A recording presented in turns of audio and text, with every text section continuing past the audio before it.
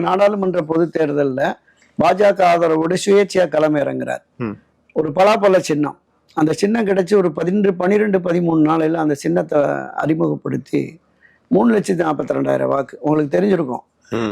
கிட்டத்தட்ட தேனி, திண்டுக்கல், மதுரை, திருநெல்வேலின்னு 4 மாவட்டத்திலையும் ஒரு மாசம் அலைஞ்சு பன்னீர்செல்வம்னு 6 பேரை தேர்ந்தெடுத்தாங்க.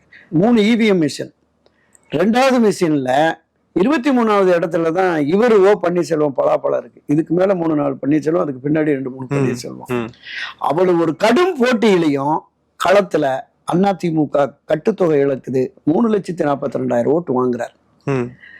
ஒரு தொகுதி, சட்டமன்ற தொகுதிக்கு 57,000 ஓட்டுன்னு வச்சுங்களேன். இது பரவலாக அதுல பாதி 25,000-30,000 வாக்காளர்கள், இவருடைய அனுதாபிகள் இருக்கிறாங்க தம்பி. கள யதார்த்தம் இல்ல. அதுல கூட்டணி பாஜக இருக்காங்க. எடப்பாடி மேல இருக்கிற அதிருப்தி ஓட்டுகள் கூட ஒரு பக்கம் வந்திருக்கலாம். சோ அவருக்கு பின்னாடி இருக்கிற இனி ஒரு தேர்தல், அதான் சொல்றேன், இனி ஒரு தேர்தல் வருது இல்ல, அப்ப தெரியும். பொதுவெளிகளில் மக்கள் மத்தியில அவருக்கு என்று ஒரு தனி செல்வாக்கு இருக்கிறது என்பதை நிரூபித்ததுதான் அந்த தேர்தலா நம்ம பார்க்கணும்.